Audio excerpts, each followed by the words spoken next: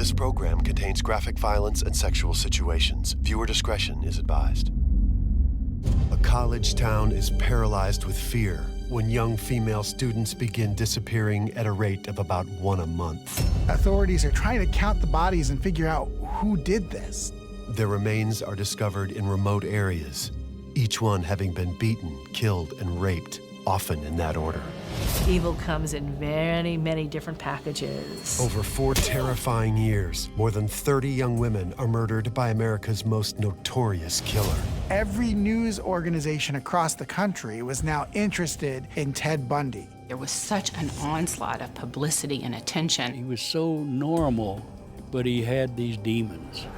Hawkins' girl's head was severed. He didn't look like a criminal. He didn't act like a criminal. Ted Bundy showed the world that evil can also be good looking. Meet Ted Bundy. Hi there. A man so handsome, no one suspects him. Do you mind helping me? So charismatic, his victims are easily lured. I just want to go home! And so smart, investigators had no idea who he was until murder made him famous.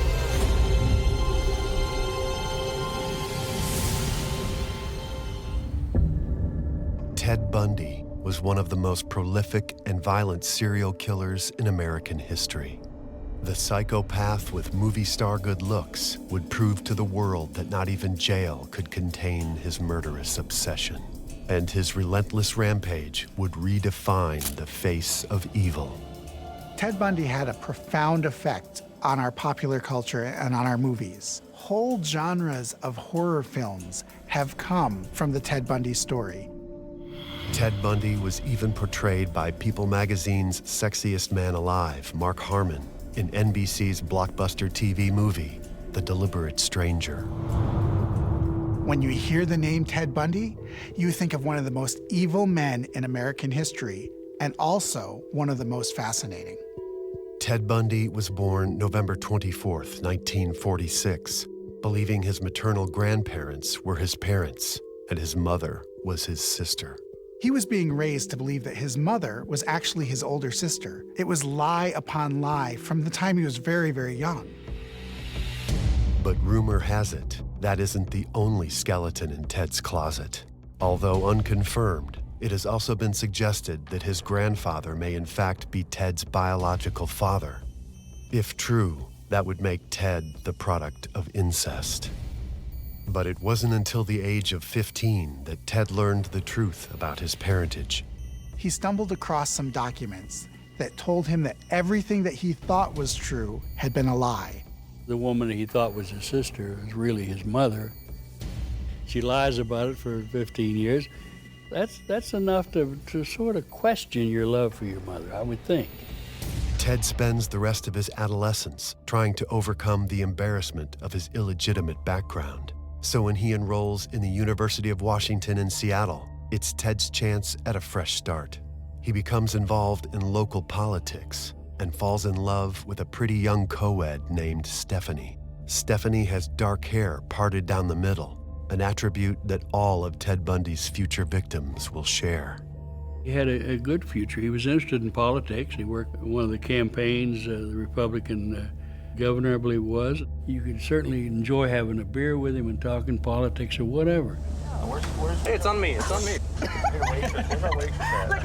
Bundy was handsome, articulate, and I think that's what makes him so captivating still. But in his junior year, things begin to crumble. The political campaign he supports fails, and his girlfriend Stephanie breaks up with him for not being focused enough. Ted is devastated by the breakup and drops out of school for the rest of the year. But he would eventually reemerge with a new focus. He changes his major to psychology and is excelling academically and socially like never before. He also has a new girlfriend, Liz. But what Liz doesn't know is that her seemingly perfect boyfriend has a darker side. Ted Bundy was charming. He was intelligent. He was good looking. There was just one thing wrong with him. He liked to murder women. Ted Bundy had a type. Pretty young girls with their hair parted in the middle. 21-year-old Linda Ann Healy a college senior has a drink at a local campus bar with her friends, and Ted has his eye on her. Okay, guys, that's it for me. You're bailing on us? Gotta get up at 5:30, remember? Okay. Call you after class. Okay, bye, guys. Okay, bye. She is scheduled to announce snow ski reports at a local radio station the following morning. But that will never happen.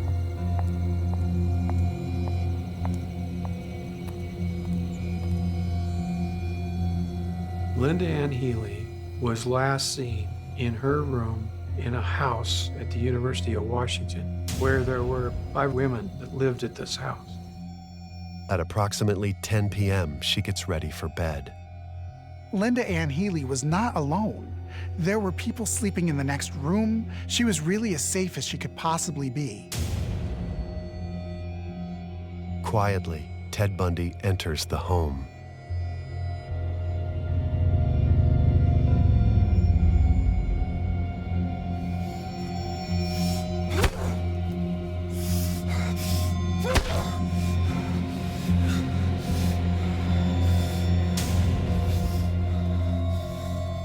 Bundy removes the blood-stained nightgown from Linda Healy and hangs it up.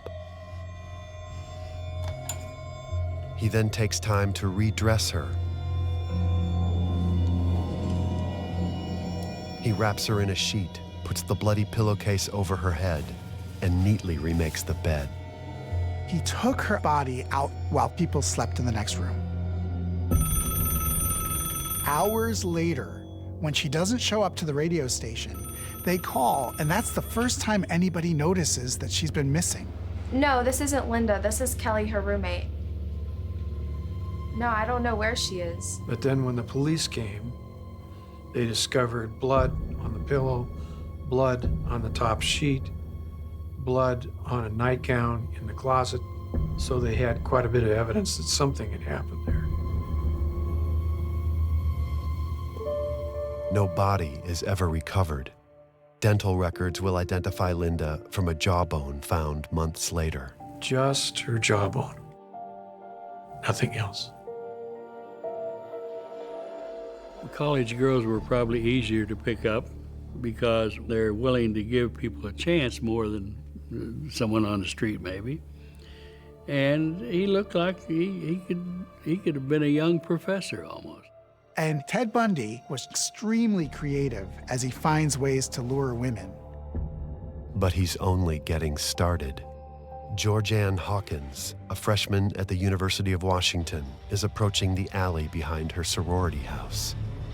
The aspiring broadcast journalist is just 60 feet from her door when she stops to help a stranger. Oh, damn it. Oh, are you okay?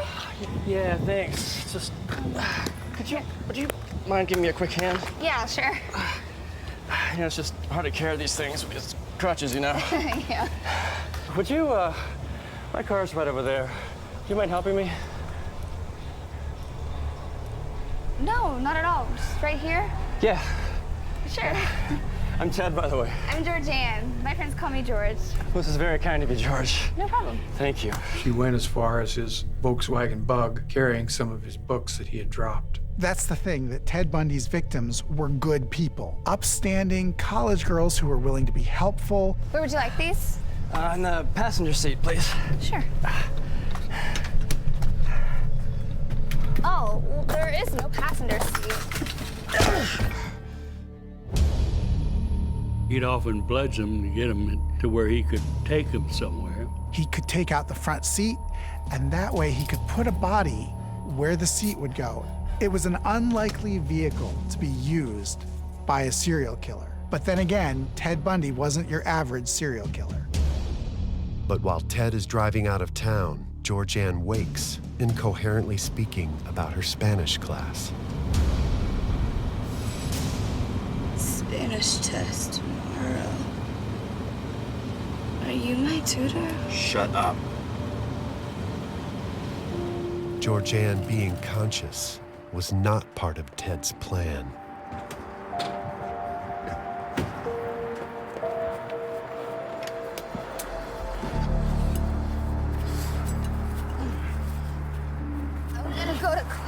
now.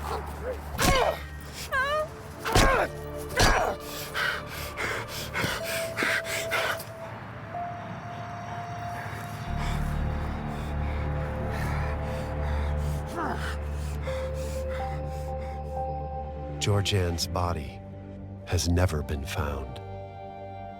Meanwhile, Ted still continues his relationship with his girlfriend, Liz. None of the people around him knew what he was doing.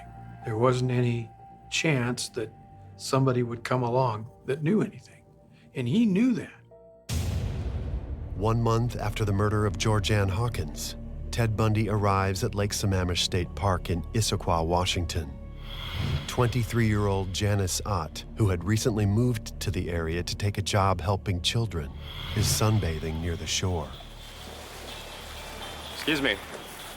Sorry to bother you. I'm trying to unload my sailboat from my car, and as you can see, I've only got one good arm. Is there any way I could ask you for a little help?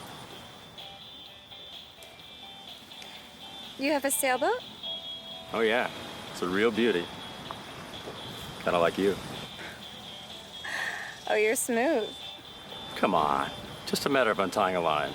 Help a guy in need? Do I get a boat ride? You can steer. Jan. Ted.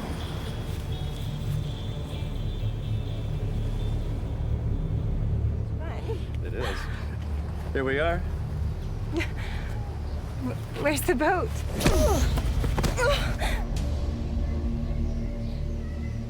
It's like Ted Bundy needed an extra thrill that was more than just the thrill of killing. It was the thrill of pushing the envelope and pushing the limit.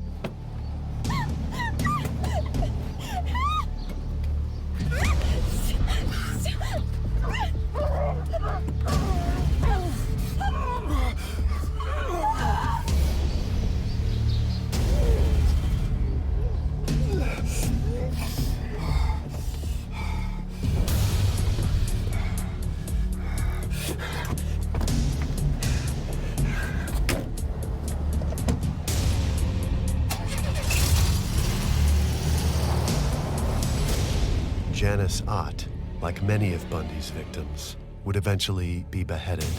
Only scattered bones will be found near a service road in Issaquah.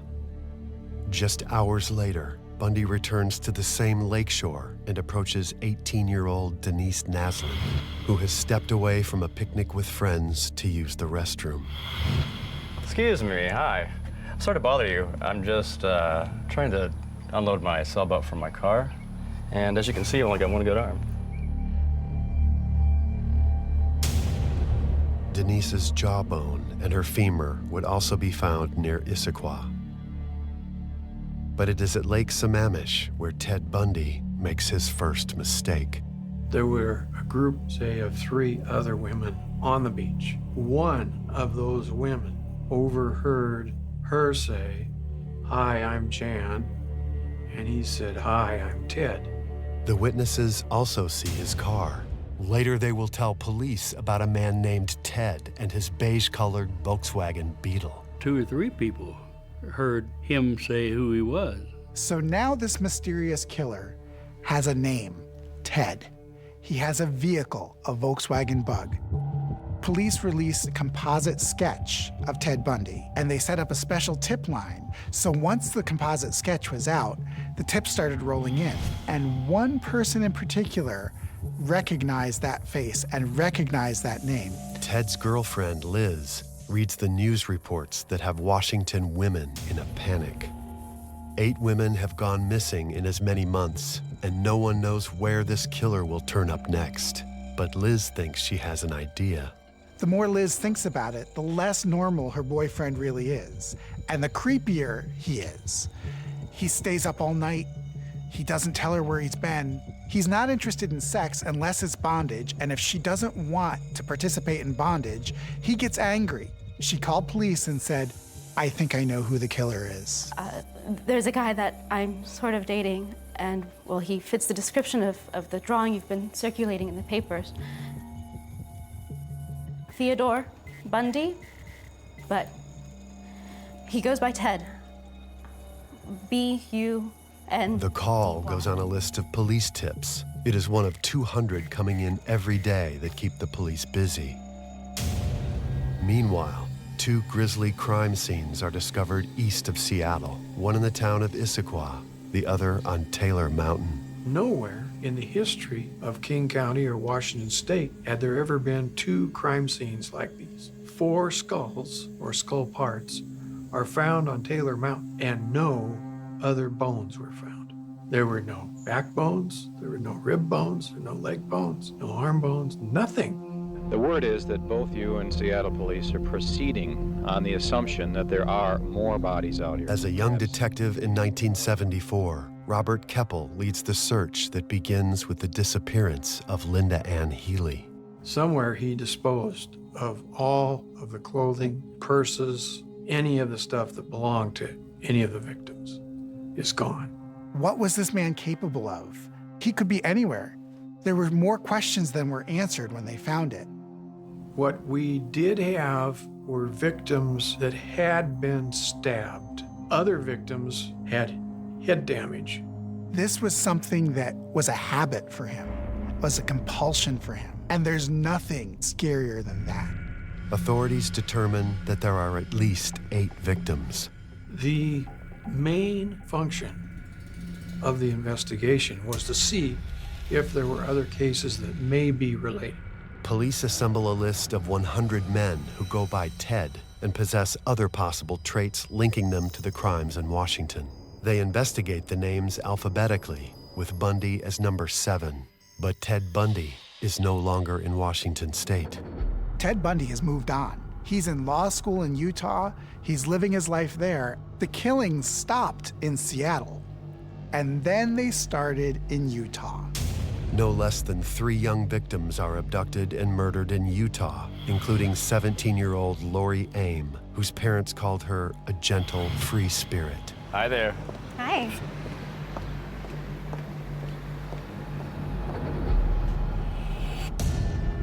Oh, God, no! Please don't kill me! I just want to see my family, please! No!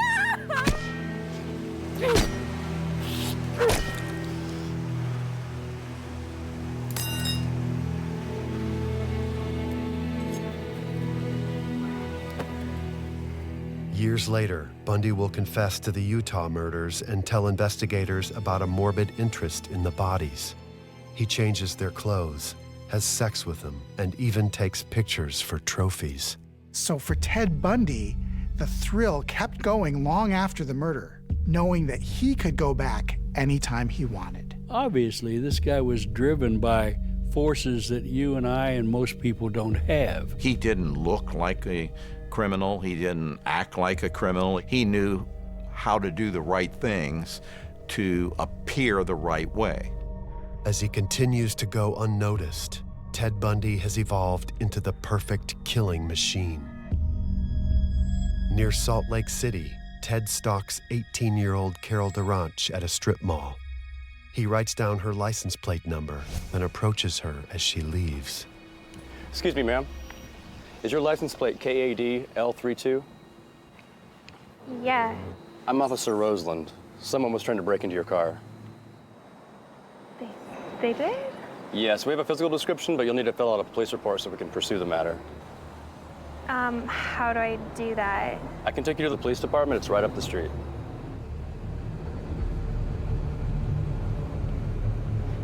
Right now? Yes, ma'am. I think that would be the best thing. Do you have, like, an ID or something?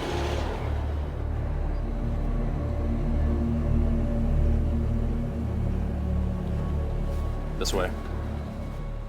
Every instinct in Carol tells her that something's wrong with the situation, but she's only 18 and she ignores that little voice.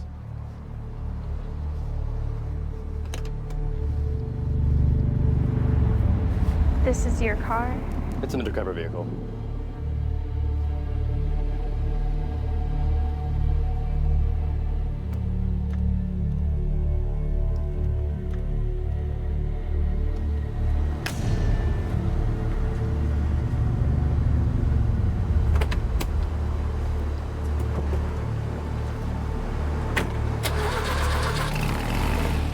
Almost immediately, Carol realizes that she's made a terrible mistake.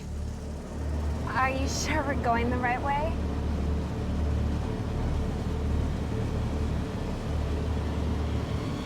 Where are we going? What are you doing? But it's already too late. Oh God, please, sir, just let me out. Please, I just want to go home. I won't say anything, I promise. Just let me out, please. Please. Ted pulls over and tries to handcuff her, but she struggles. No! No! No! Let go! In the struggle, he puts both cuffs on the same wrist.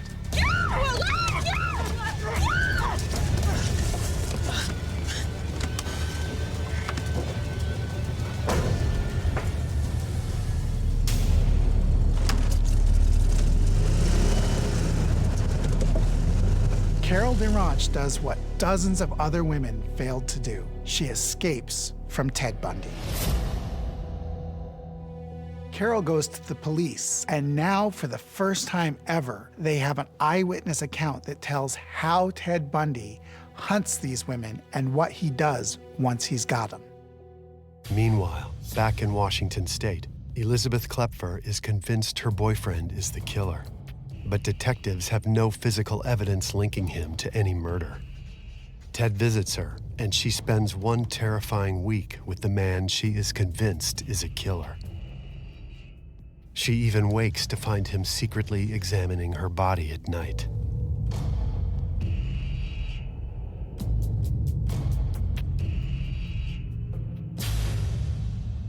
Ted expands his killing grounds to the bordering state of Colorado. Now 29, Ted Bundy snuffs out the lives of 5 more innocent women over the next several months. His death toll rises to no less than 17 young women and teenage girls. These murders start taking over his life. Instead of going to law school, he drops out and just sits and fantasizes about these women. But 9 months after the attempted abduction of Carol DeRanch, everything comes crashing down. North on 21 at Elm. I have a Volkswagen Bug. No lights, refusing to stop, request backup. 10459 backup. Police stopped Ted Bundy's Volkswagen because he didn't have his headlights on. Get out of the car! Put your hands up!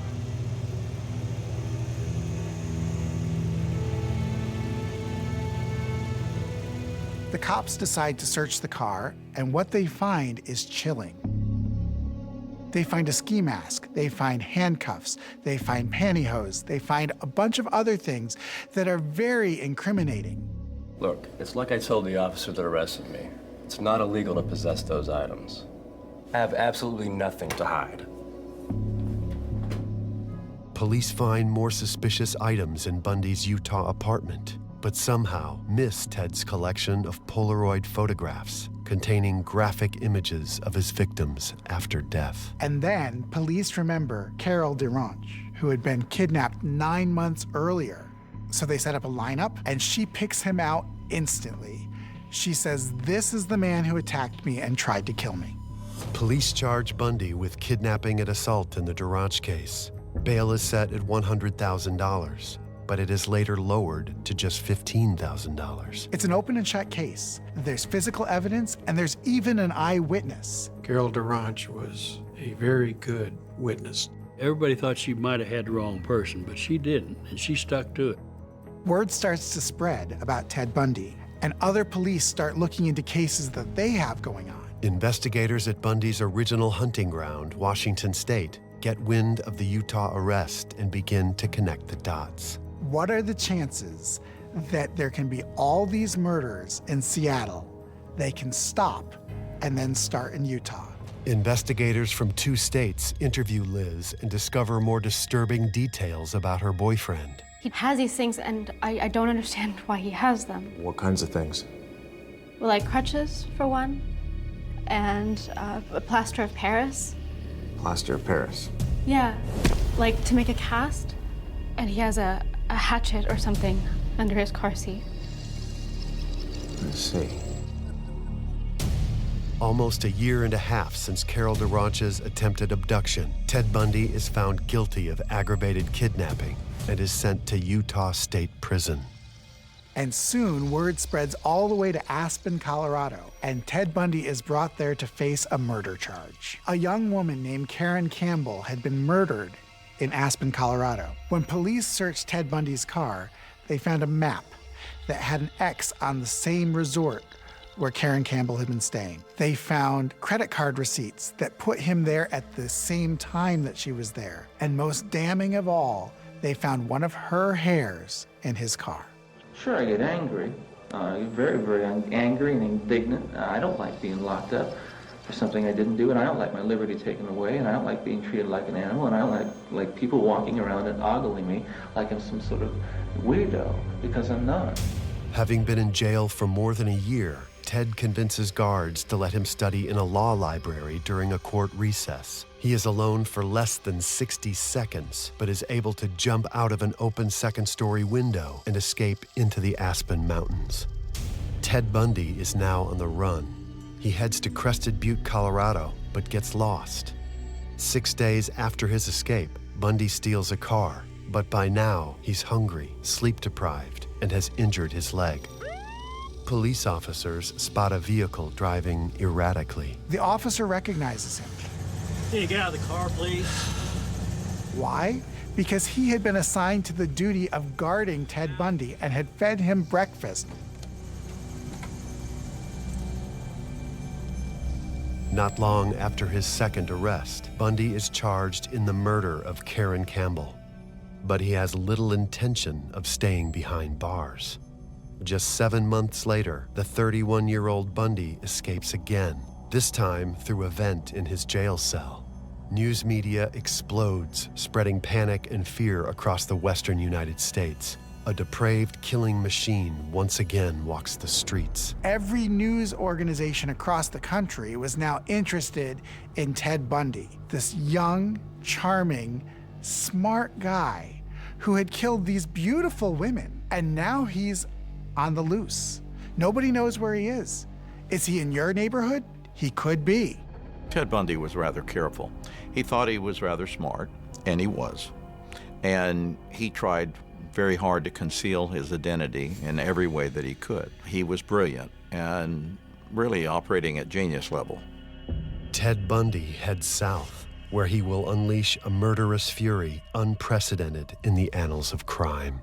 Ted Bundy steps off the bus in Tallahassee, Florida, home of Florida State University. Young, pretty, brunette college girls as far as the eye can see.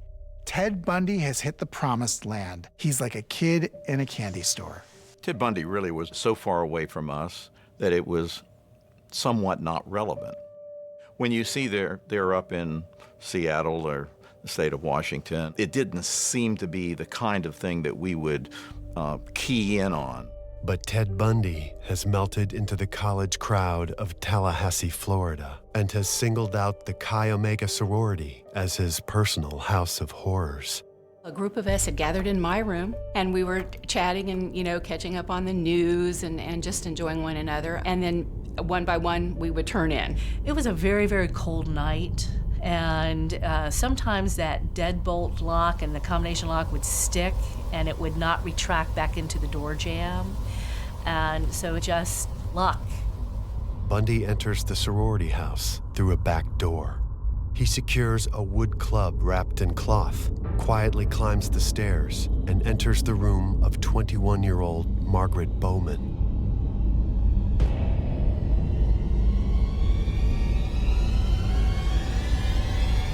He bludgeons her with the log.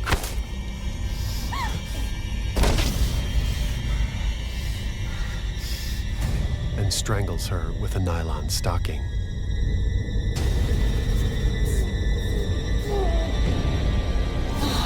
My wall adjoined Margaret's wall, and her bed was up against the wall, as was mine.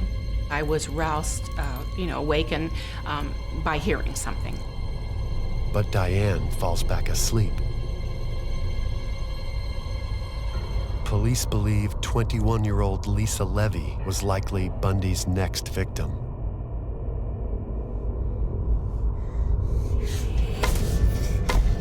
beats her,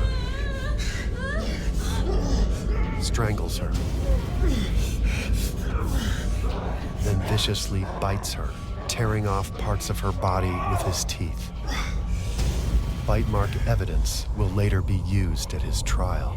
He had used his teeth on 2 of the young ladies, but the one was an imprint that was definitely as if he was signing his signature. Bundy then clubs Kathleen Kleiner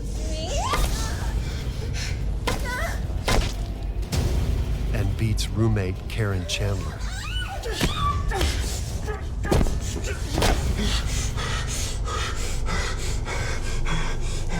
Both would survive their injuries. As Bundy hurries back down the stairs to leave, he is spotted by another sorority sister, Nita Neary, who hides out of sight. She saw someone coming down the stairs and then exiting through the door. Heaven only knows what would have happened to Nita if he would have known that he was seen. The entire attack takes less than 10 minutes. There was blood everywhere, and Lisa was hurt, and I just bent over to help her. She had just had her braces removed after wearing braces for almost a year, and she had such a beautiful smile, and that's really the extent of what I recall until I believe it was an ENT that grabbed me by the shoulders and pulled me away. But Bundy isn't through yet.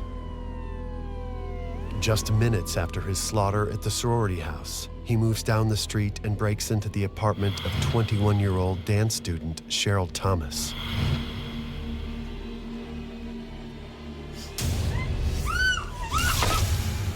He breaks her jaw and partially destroys her hearing, which ends her dream of becoming a professional dancer. The killer came in from the night and then returned to it with an ease that has so far baffled police and left most co-eds here terrified. Authorities don't realize that the man they are hunting in Florida is the serial killer who escaped from a Colorado jail.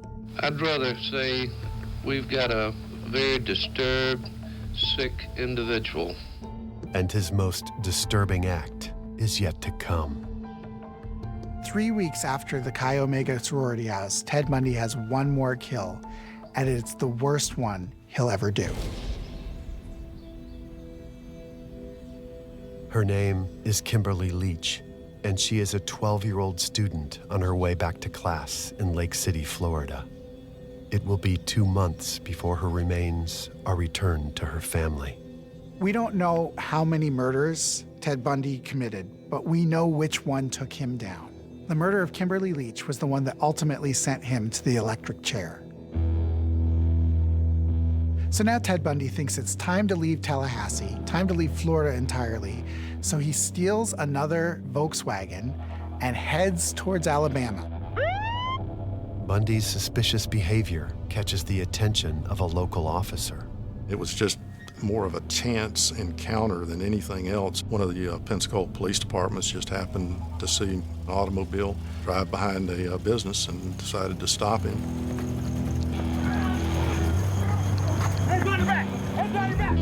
And took him in to the jail and booked him. Then they began a process of actually trying to identify who he was. Pensacola, Florida police are questioning a man they say may be one of the worst sex murderers of all time. Bundy had escaped New Year's Eve from a Colorado jail where he was a suspect in 36 rapes and murders, mostly in the West over a 7-year period. There was a sense of resolve in some ways that they had captured someone, but then doubt, are they sure? It took several months to put the case together to be sure that we had the right guy. No fingerprints are left behind at the Chi Omega house, but there is something unusually incriminating. There was a bite mark that was left on one of the girls at the Chi Omega house. Apparently what Mr. Bundy did is he bit one time, released, and then bit a second time, so that it gave a broader range identifying characteristics in order to make the identification. Authorities secure a search warrant for Ted Bundy's mouth and proceed to make a mold of his teeth, and it's a perfect match. Bundy stands trial for the Chi Omega murders and assaults. I'll plead not guilty right now. He acts as his own attorney and decides to personally depose the sorority sisters regarding the 2 women he bludgeoned to death. They have to sit just feet away from the man who went on this brutal, bloody spree in their sorority house. I went into all of the depositions knowing that I had to be there. I was subpoenaed. It was not a choice. He asked several questions, and my answers were very short and to the point, and it angered him.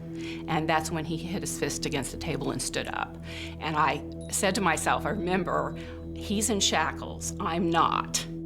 I could definitely see the charm in him. Yet at the same time, I'm thinking, this is this monster. You're awful. I cannot believe that you're going to put us through this. I actually resented having to sit there because I really felt like he was kind of getting off on this or just having fun. Sometimes he would be Ted the lawyer. Sometimes he would be Ted the college student. You know, unfortunately, I think there was at least one other Ted out there. That was Ted the killer. And you could almost see that coming out occasionally in court. Ted's antics in the courtroom draw huge crowds, many of them women. What is unusual to see is that many of the onlookers are women, young women, contemporaries of the 5 Florida State sorority sisters who were assaulted in their beds a year and a half ago. Oh no, he's gonna get me next. I'm not afraid of him. He just doesn't look like the type to kill somebody. But Nita Neary, the eyewitness at Chi Omega, knows exactly what Ted is capable of. The eyewitness her testimony was very critical, I thought, to the case. Might have even been some of the most important testimony that we had in the case. Do you remember the man that you saw standing at the door of the Chi Omega house?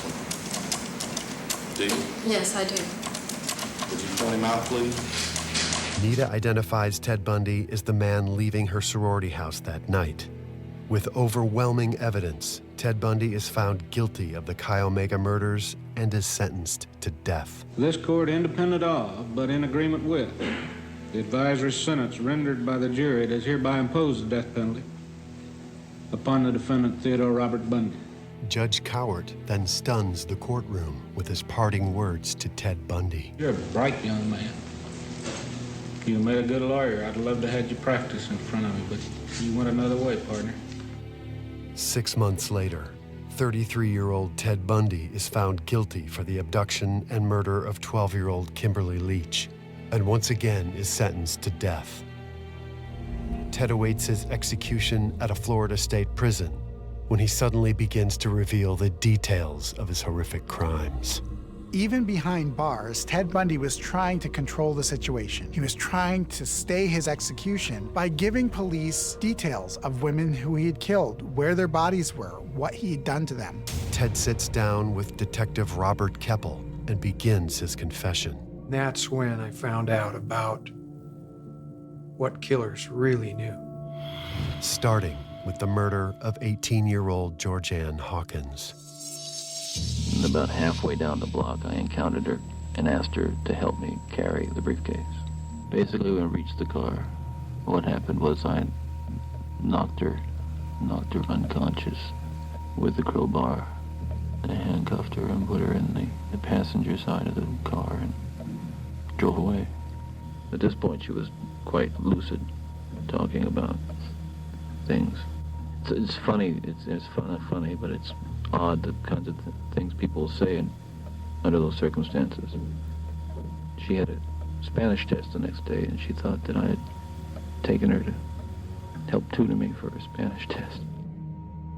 That I, again, knocked her unconscious and strangled her and drug her into about 10 yards into the small grove of trees that was there. I threw away the briefcase and the crutches and all that stuff. Yeah. And the crowbar, everything. Handcuffs, everything. I gotta get mad at myself a few weeks later because I'd have to go out and buy another pair. I mean, it's not comical, but that's what would happen. There was information that he talked about with regard to murder that only the killer would know. The Hawkins girl's head was severed and taken up the road about 25 to 50 yards and buried in a location about 10 yards west of the road on a rocky hillside. So we went up there 15 years later and dug up the whole mountainside and didn't find the skull. Whether he actually did or not, I don't know. He lies, you know.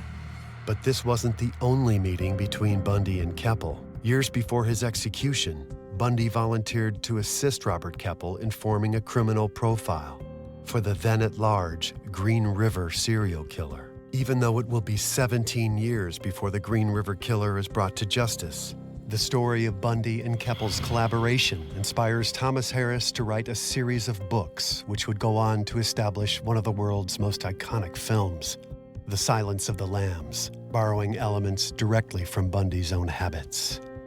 Even Buffalo Bill in Silence of the Lambs had a cast, and that's how he would draw in the women. Journalist and author Hugh Ainsworth would go on to interview Bundy as well. I'd find myself staring at his hands, unconsciously, but I was thinking, those hands killed so many people. In the depth of all this conversation about killing, looking at his hands. Eventually, authorities said, we're not going to stay your execution any longer, no matter how many more confessions you make. So a date was set that he was going to die in the electric chair. On the afternoon before his execution, Ted Bundy elects to sit down with evangelical Christian author James Dobson for his final interview, blaming pornography for his violent behavior. Most were critical of Bundy's final words, including infamous cult leader Charles Manson. Bundy's a rumpkin. Bundy's a poop butt. Bundy's his mama's boy. Bundy's out there trying to prove something to his own manhood. That's got nothing to do with me. I don't roll around with poop people like that. Pornography? I've been looking at it all my life and it hasn't affected me anything. At 7:16 a.m., Ted Bundy dies by means of the electric chair, while hundreds of spectators celebrate outside the prison.